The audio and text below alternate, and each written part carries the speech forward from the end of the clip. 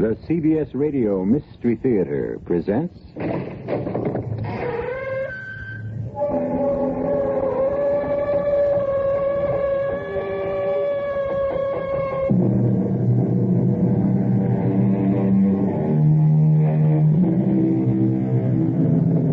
Come in. Welcome. I'm E.G. Marshall.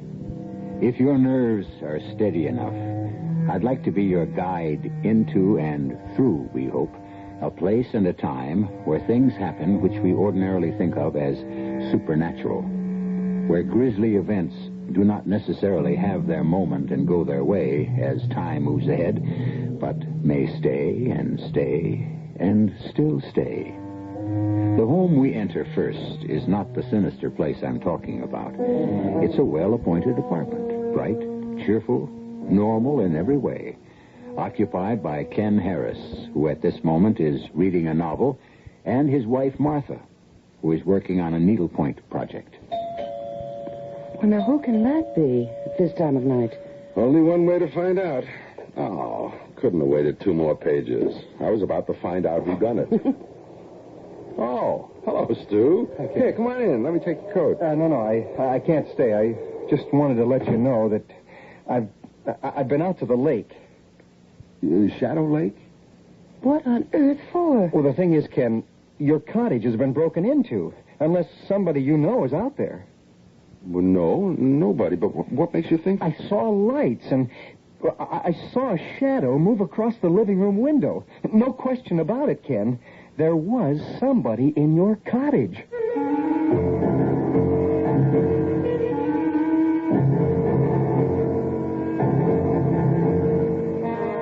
Our mystery drama, Return to Shadow Lake, was written especially for the Mystery Theater by Fielden Farrington and stars Nat Polen and Joan Lovejoy. It is sponsored in part by Buick Motor Division and Uncle Ben's Long Grain and Wild Rice. I'll be back shortly with Act One.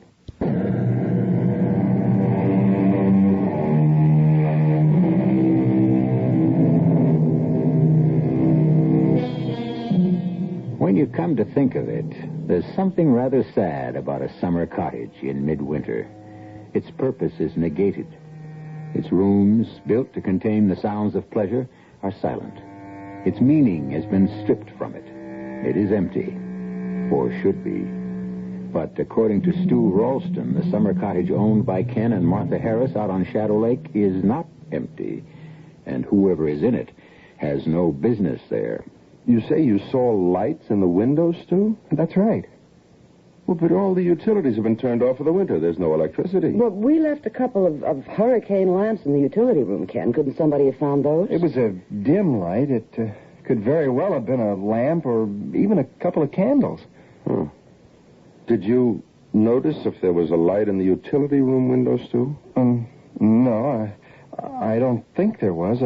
All I was aware of was the light in the living room and the shadow of a man walking past the front window, or maybe a woman. I couldn't be sure. Stu, what on earth were you doing out there in the first place? Oh, I just thought I'd drive out, you know. Looking for Claudia. Did you actually think you'd find Claudia out there? No, of course not. I suppose that was in the back of my mind, but I didn't really expect to find her. Our cottage was empty. Stu, Claudia has been missing since... Well, it's almost a year now. Do you think it's healthy to keep on this way? I haven't thought much about what's healthy and what isn't, Martha. The police have Claudia listed as a missing person. Case closed. Well, that's all right for them. They weren't married to her. They didn't love her. I do. I can't just give her up that easily. But out at Shadow Lake, in the middle of winter? Well, she used to go there when she was upset about things. Even in the wintertime. She liked to be alone sometimes. Stu, I know it's a hard thing for you to believe, but don't you think it's likely that Claudia just took off on her own? She was always restless. Claudia might have left me, yes. she would never have gone without telling me she was going. No, I wouldn't have thought so. So, what does that leave? She was abducted, maybe killed. I don't know. If she could, I believe she'd have got in touch with me by this time. I just wanted to let you know about the cottage. How about a brandy, Stu? No, thanks. I have to get back to my place. Stu, don't let it just devour you this way. You're very sweet to be concerned, Martha. I'll be all right. Ken, will you come to bed? Or are you going to spend the whole night roaming around worrying? Well, I'm disturbed about the cottage. I think I'll drive out there tomorrow. To Shadow Lake? Yeah. What in the world for? I want to see if any damage has been done. You know, just check up on things. Well, I think it's silly. You haven't been feeling too well, and I don't think going out there all upset would be any good for you. I'm all right. A drive into the country will do me good. You don't have to go. Oh, I'll go if you insist on going. Well, I'd really rather you didn't. Why? Well, what if they should still be out there? I'll pick up a club and go for them. Same as you.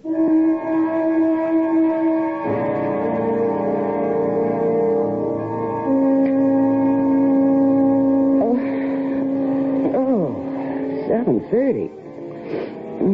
Ken, wake up. What? Oh. Did you set the radio clock for 7:30? Yeah, I want to get an early start. Oh, I forgot. You still want to go out there, huh? The time is 7:32 on a miserable Sunday morning. Heavy snow warnings are out throughout the area. Motorists are advised to stay off the highways if possible. An accumulation of 5 to 8 inches of snow is predicted. The temperature right now is 18 degrees, and it won't get out of the 20s all day. Cloudy and cold tomorrow with a strong possibility of continuing snow. So if you're in bed, stay there. If you're not, go on back. Well, so much for driving out to Shadow Lake. I've driven in snow before. Well, you're still not thinking about going, are you? Didn't you hear what the man just said? Yeah, he said it's snowing. 5 to 8 inches. Oh, it never snows as much as they say it's going to. I've got studded snow tires. Even got chains in the trunk if I need them. Ken, why are you so determined? It's way out of proportion. Can't you see that? Well, I told you, you don't have to go. Well, actually, what you told me was you'd rather I didn't go. No, I'll go.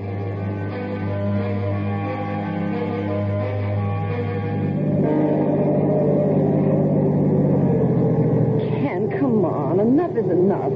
Let's turn back. I can't even see where we're going. That's all right, as long as I can.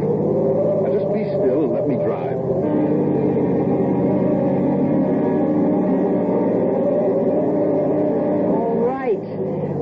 Managed to get as far as Gibbsville, the last civilized outpost before the lake. Now look at it, Ken. It's practically buried under now, and the snow's coming down harder than ever. Now, will you be sensible for once in your life and let's turn around?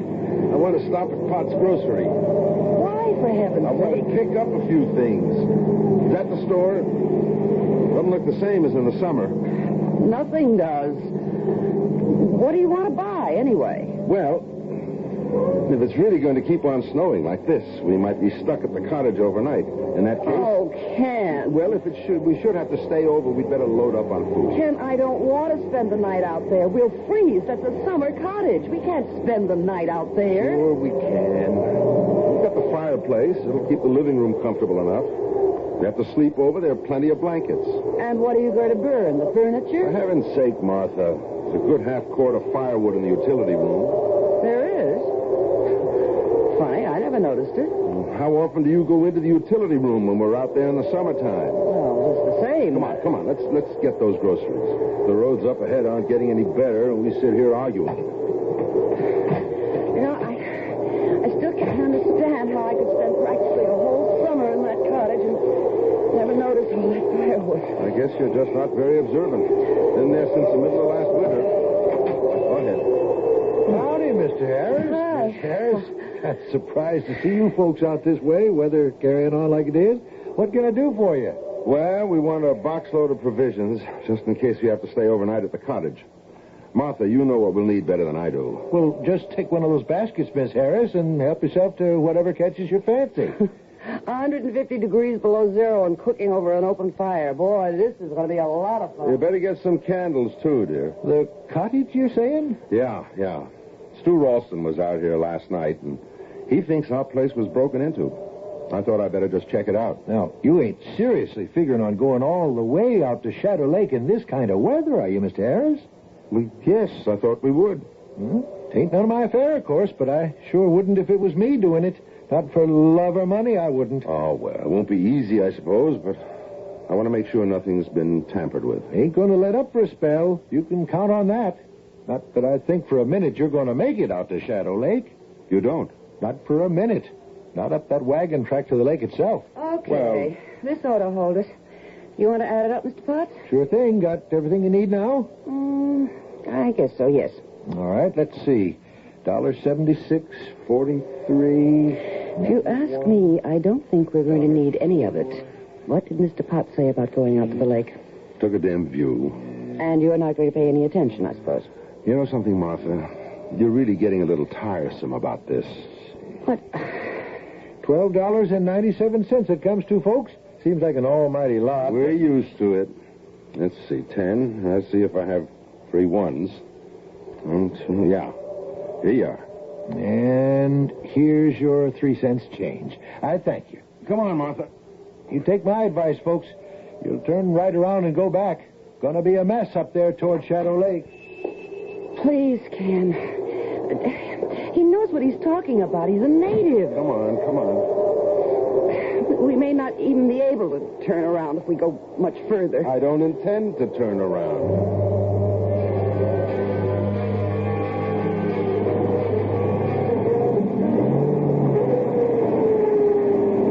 Okay. You wouldn't listen to me or Lupin. So now we're stuck. Sounding like doomsday. I can rock us out of here.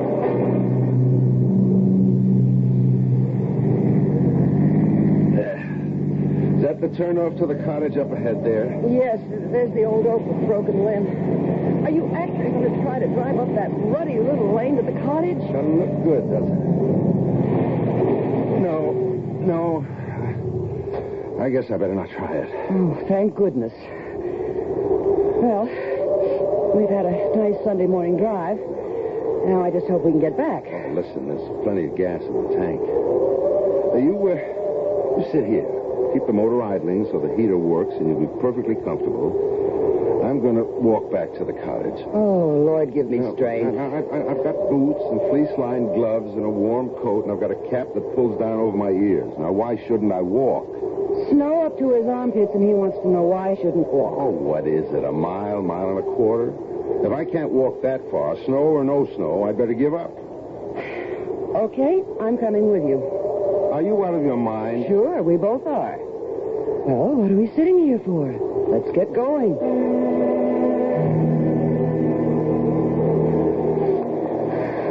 I can't, can I? I just can't. I told you that before we started. All right. Do you think you can make it back to the car alone? Will you go ahead to the cottage? Oh, thanks. I'll make it somehow.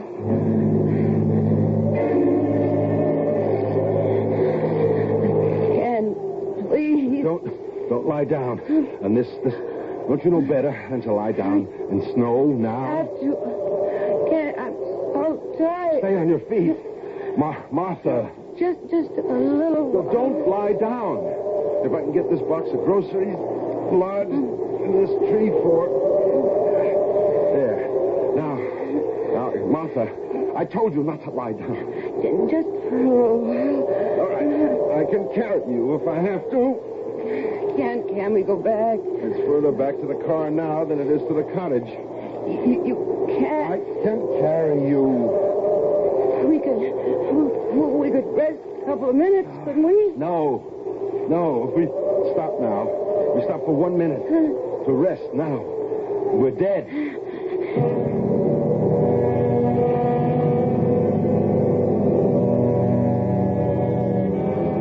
must say it isn't a particularly unpleasant way to die, freezing to death.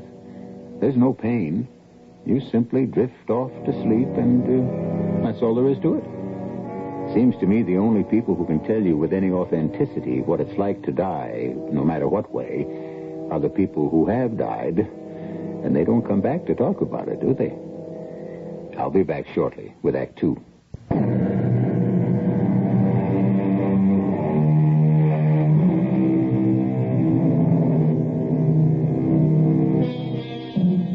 Ken and Martha Harris would seem to be in enough trouble, just as things are. Martha has collapsed from exhaustion and exposure, and Ken, carrying her the rest of the way to the cottage, is near exhaustion himself. He plods through the nightmare of snow to another nightmare. For what awaits him at the cottage, if he makes it, is far more terrifying than any accumulation of clean white snow. Martha, I can see it. I can see the cottage. Oh, Lord, don't, Martha. Don't go to sleep. We're going to make it. Don't let yourself sleep. Oh, we're here. Look. Here are the steps. So heavy. Why should she be so heavy? Martha! Oh, worst thing. Panic. I'm tired. That's all. The keys. Martha, do you think you could stand up for a minute while I just get into my pocket? I've got only these two hands, and I have to... Martha, could you just try... Hey, you are helping. Oh, thank heaven. You're not... Okay, now. Just... Oh, we made it. You hear me, Martha? We made it. Oh. Now, just as far as... Just to the rocking chair. Remember? You always liked the rocking chair. Are we home? We're in the cottage, Martha. We made it. Going to be all right. Can I just take a little sleep? No, not yet. I've got to start a fire. It'll warm the room up. But until it does, I want you to stay awake. Oh, poor Ken. I can't give you such a hard time. If you just stay awake, everything will be all right. Just don't go to sleep.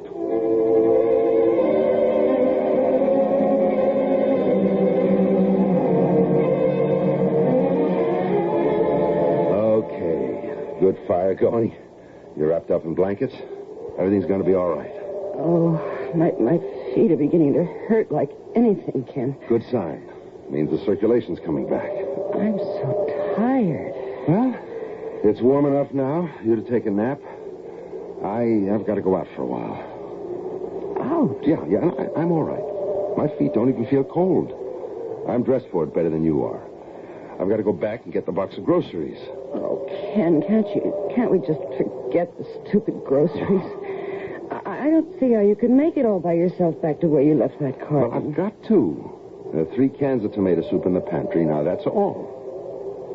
Ken, does it look like somebody's been here? Not that I can tell so far.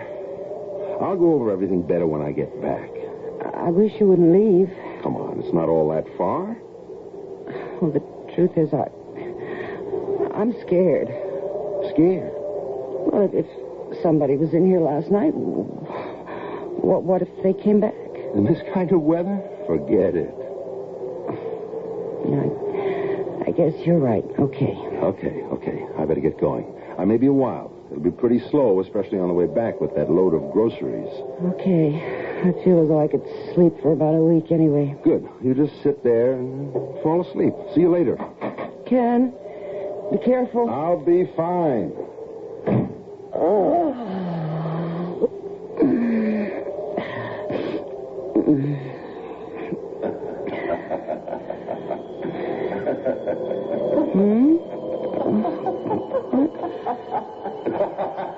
What? Who? Ken? Ken!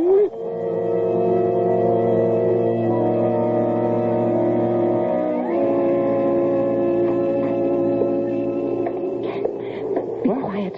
Don't make any noise. What the hell are you doing wandering around without even any shoes on? What is it? What's What's the matter? Ken, there's somebody in the cottage right now, right this minute. What makes you think that? I heard them right after you left, a man and a woman. They were laughing. Right after I left?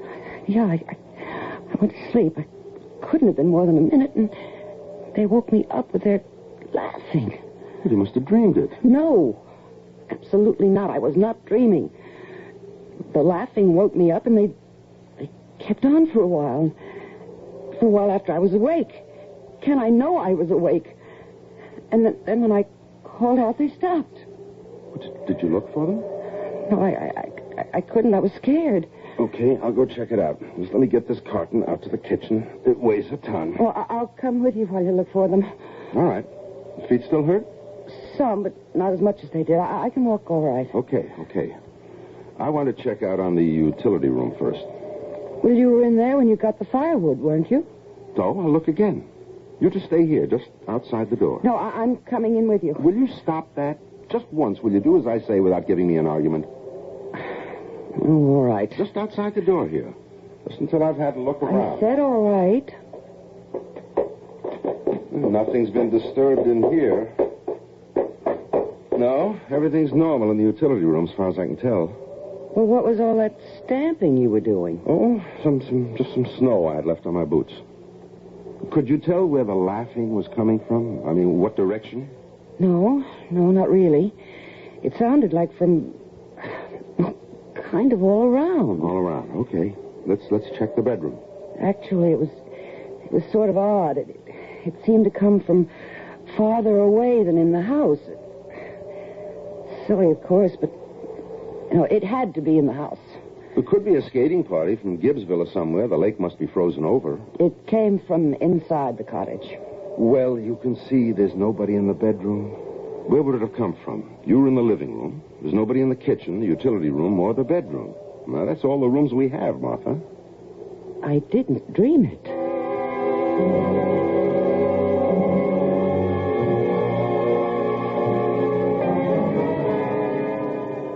Do you want another hot dog, Ken? Good Lord, no. I've had 3, not to mention about a pound of French fries and 2/3 of that big can of baked beans.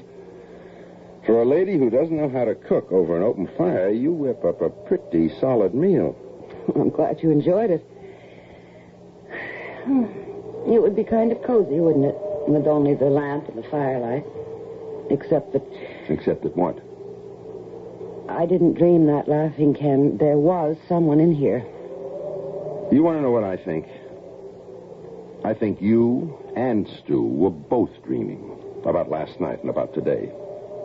Now, I've been over this place with a fine-tooth comb. There couldn't have been anybody in here. No locks were broken. There's not so much as a chair out of place.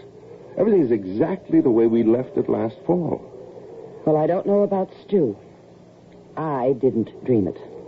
There's nobody but us in the house now. At least we know that. And I've got a full belly, and the fire makes the room nice and cozy. You know, Ken, I'm worried about Stu. He seems so lost without Claudia. Yeah. I feel sorry for him, too. But he's not the first guy whose wife walked out on him. No, that's just it. He can't believe she did. I mean, he can't believe she would, without at least telling him she was going. Yeah, well, she didn't tell him, did she? What more proof does he want? You've got it just backwards from his thinking. He thinks her not telling him is proof that something happened to her. Yeah. He also sees people in other people's cottages. Hey, I just had an idea. We left the Scrabble board out here, didn't we? We're up on the shelf in the bedroom closet. How about a game of Scrabble? I don't know. Okay, if I can keep my mind on it. Give me a chance to beat you for once. I'll go get it. And, Martha, if you say you want to come with me, so help me, I'll clobber you. Okay, I'll sit right here. I won't budge. I'm pretty sure I left it in there up on the closet shelf. I won't be a second. Don't hurry. I won't be going anywhere. It's no good, I tell you. I can't do it. What did you say, Ken? I didn't say anything. Can't do it? or won't do it. All right. Won't, if you like it better that way. We'll see about that. Ken! Ken! What's the matter? What happened? Ken, I heard them again. They were talking this time. Didn't you hear them? I didn't hear a sound. You mean the people you thought you heard laughing before? I did hear them. But they were talking this time. He said he couldn't do something and... Ken, where are they? Well, I'm afraid they're just in your head, Martha. Oh, no, you don't. Just because you didn't hear them, you're not going to make me out to be off my rocker. Come on, Martha. You're nervous, you're upset, and who wouldn't be? So am I. Okay, let's play one game of Scrabble and get to bed. I piled enough blankets on that bed to smother us, never mind keep us warm. All right. But I heard them. They've got to be here somewhere.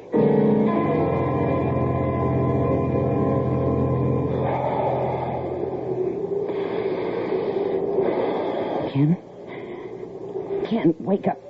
Ken, come on, will you wake up? What? What is it, Martha? Look. At what? Can't you see it? The flickering?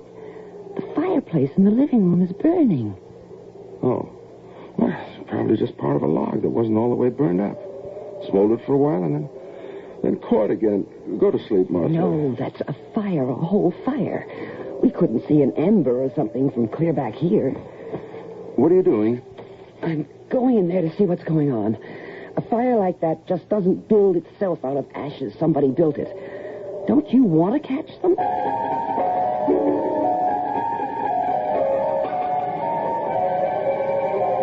right. Now, don't talk. We'll just sneak up to the living room door and see what's going on, okay? Okay. Did you hear something? Not a damn thing. Don't talk anymore. Just let me get a look through the door and... Good Lord. I can't understand why you're so glum this evening. You seemed happy enough this afternoon. Ken, it's Claudia. Can't you see her? She's come back. It's Claudia. Dear God. It's Claudia, all right. Be quiet, they'll hear you. I don't think so, Martha.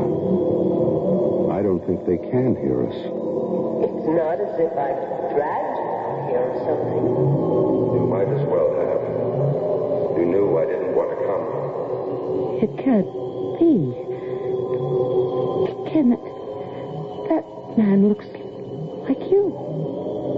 Yes. But it can't be.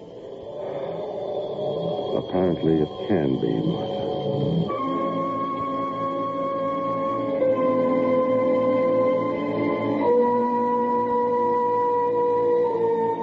Ken Harris stands beside his wife, watching a scene in which he, Ken Harris, sits in front of the fireplace talking to Claudia Ralston. That adds up to two Ken Harrises in the same house at the same time.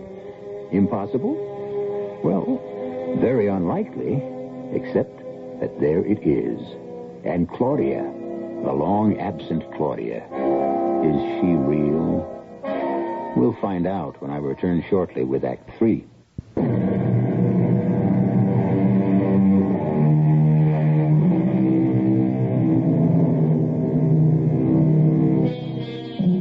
It is held by some that events of great dramatic impact may leave their imprint so deeply stamped upon the scene of their occurrence that it is never totally erased, not by the absence of the participants, nor by the passage of time. Perhaps this is what we're witnessing here in the living room of the Harrises' summer cottage. Perhaps something is about to happen which has happened before and left its indelible mark on Shadow Lake. Ken, how could it be you? You're standing right here beside me, and yet you're sitting there in the living room talking to Claudia. I don't see how it could be. It's something beyond our understanding. They're not really here, Martha. I mean, not really in this place at this time. I don't understand it either. I just want to get away from it. She's talking again. It isn't easy for me either, Ken. Not one bit easier than it is for you.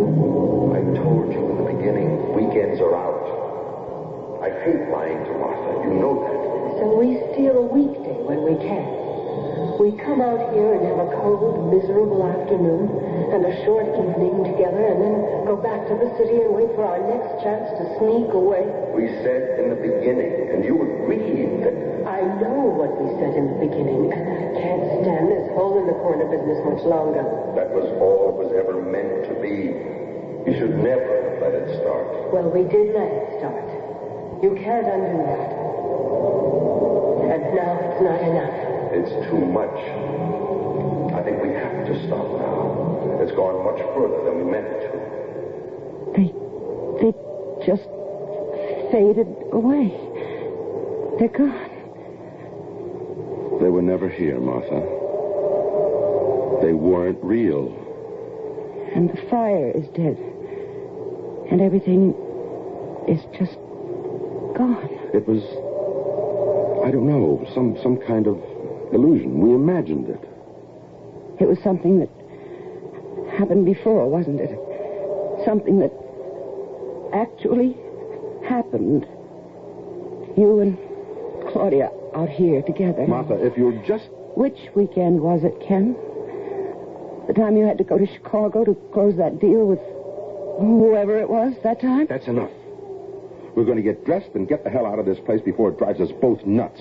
Now, where... No, we're not. We're staying right here. But, Martha... I'm scared. But I have a feeling they'll be back. And I'm staying till the end. All right. If you want to see the end, we'll stay. You'll be sorry, but we'll stay.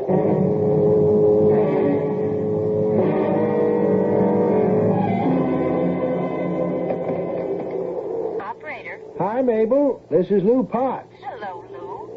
What in the world are you doing up this time of night? Oh, inventory. Have to do it sooner or later, and I wasn't anxious to leave the store in this kind of weather. Oh, ain't it awful? Still snowing, looks like, out the window. Yep, still snowing. What can I do for you? Do you happen to know, is the sheriff still in his office, or did he close up and go home? In his office 5-10 minutes ago. Why? Want me to ring him? No, I just thought if it turns out he's still in his office, maybe I'd stop by and say hello. Some kind of trouble going on, Lou? Wouldn't you know it before I did if there was?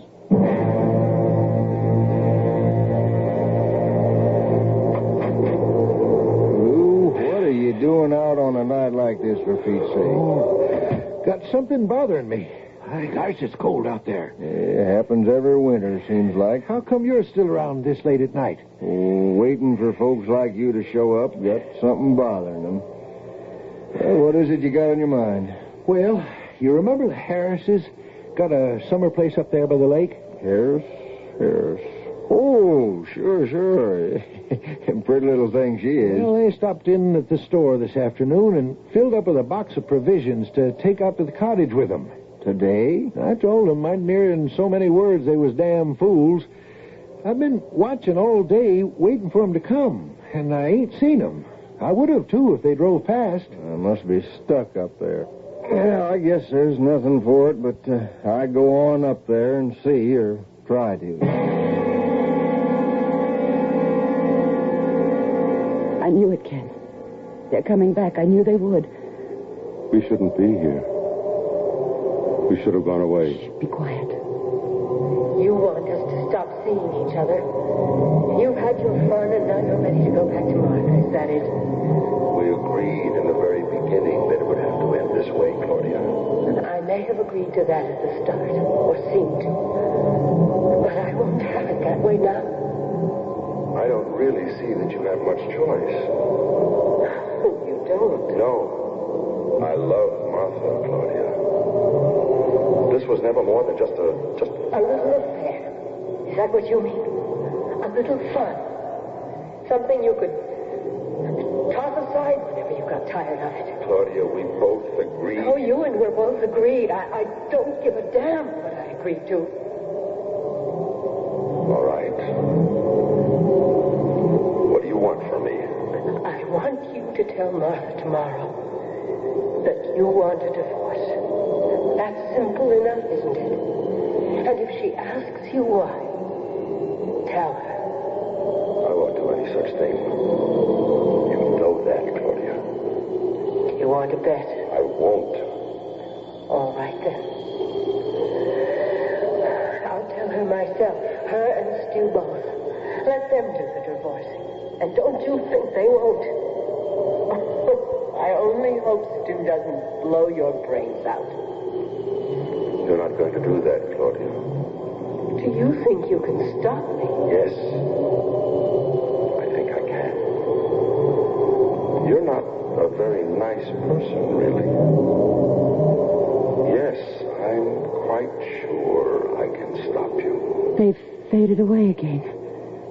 Just faded away, as if there were nothing but air. Less than air, Martha. They're nothing at all. They're a memory. Okay, you've seen the end of it. Now will you come away with me? Oh, no. That wasn't the end of anything, Ken, and you know it. Martha, I told her I love you. You heard me tell her that. Oh, yes, sure. After you and she Martha, had... don't. Please don't. Don't what? Cry?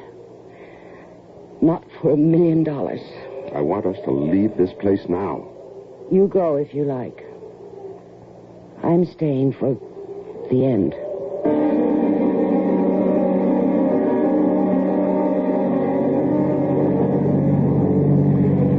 Well, they must have made it as far as the turnoff anyway. I ain't seen hide nor hair of the car. Oh, there it is. Yep, up ahead there. That heap of snow? Yeah, must be. Stopped just this side of turnoff to the lake. I sure hope they had enough gas to keep the heater going. Else they're frozen to death by now. Yeah. Well, don't look like there's anybody in the car, Lou. I guess I'll just have to walk on up there myself. Why, you're as crazy as they are, Al. Yep. Now, you sit here and stay warm, Lou. I got snowshoes in the trunk. Son of a gun. Now, who'd think of snowshoes? A night like this, a sheriff would. Don't know why I didn't open a grocery store instead of running for sheriff. It's weird. The way they just materialize. It isn't real. Why are you looking at me like that, Ken? If you have anything silly in mind, you can just forget it. Silly? Just don't look at me that way. What way, Claudia? As if you could... Almost as if you could kill me. I wouldn't, of course, if there were any other way. But there isn't. Come on, Ken. You're kidding. I won't have you telling Martha about you and me. I won't put her through a thing like that. If I have to kill you to prevent it, why then... Okay. And I'm sorry. I didn't realize you felt so strongly about it. We'll just forget the whole thing, okay? Well, don't just sit there shaking your head at me. I won't say a word to Martha or to Stu either about us, Ken. I promise you. I don't believe you. But that's just the point, Ken. I'm telling you, you can believe me. I promise. A moment ago, you said you don't give a damn what you promised. That was just... Oh, you know it was just talk. Oh, Ken, you've got to believe me. I can't. But if you don't... Oh, no, Ken. Please. There's only one alternative. No. I'm sorry, Claudia. Keep your hands off me. Don't touch me. If you fight me, Claudia, it's only going to make it worse. Now, what's the good of that? Just a little more now. It'll all be over in just a minute. Just a little while, and the whole thing will be behind us. Ken, you killed her. That was the the weekend she disappeared. You killed her. Yes. I couldn't figure anything else to do. But... Oh, God. A murderer. Martha, don't say that. Adulterer and murderer. What did you do with her? What did you do with her body? I tore some boards off the floor of the utility room and buried her under there. The utility room? You mean she's under there now, under that floor right this minute? Yes. All last summer. Every weekend, all last summer, we were out here, laughing and having fun, and she... I wasn't having much fun. So, what do we do now? I'll go to the sheriff's office and give myself up. You intend to confess? What else is there to do? I'm glad it's over. I don't think I can walk to the car. I'll carry you. We can make it. There's nobody else who knows about this, is there? Just me. Nobody else even suspects. It doesn't matter. I told you. I'm going to give myself up. I know what you told me. It would be so easy. What would be easy? You carry me part of the way. Far enough so I can't get back, and then just leave me in the snow to die. The way you might have done yesterday. Martha. You're a murderer. You killed Claudia to save yourself. Why not me? I wouldn't. Martha, you know I wouldn't. Well, there's only one way to find out for sure, isn't there? Let's go.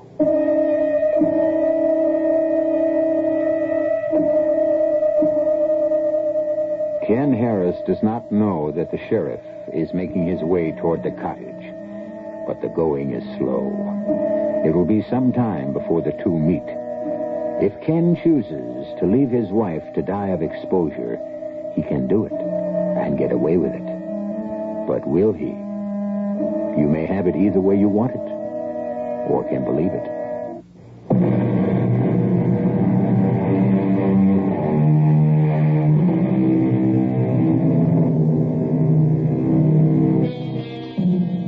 A murderer, a reluctant murderer, granted, has either been exposed for what he is, or has been prodded to the brink of a further and even more despicable crime. And the force that brought him to this plight was supernatural, according to our present standards of what is and what is not natural. Could it be that there is a department of criminal investigation operating on a level not yet recognized by our very exact sciences? Our cast included Joan Lovejoy, Nat Polan, Joan Loring, Bob Caliban, and Robert Maxwell. The entire production was under the direction of Hyman Brown. And now, a preview of our next tale. Lord, will the old goat never die? The bishop is dead. He asked for you at the last. Did you hear me, Carl? Hear you? Of course I did. And now, by heaven, you're going to hear me. Asked for me, did he?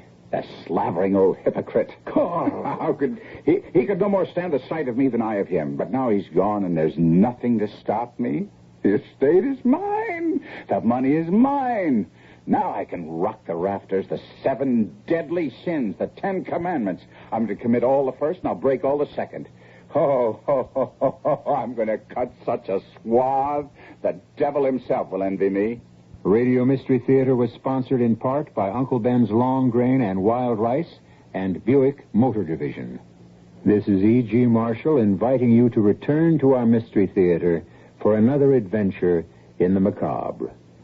Until next time, pleasant dreams.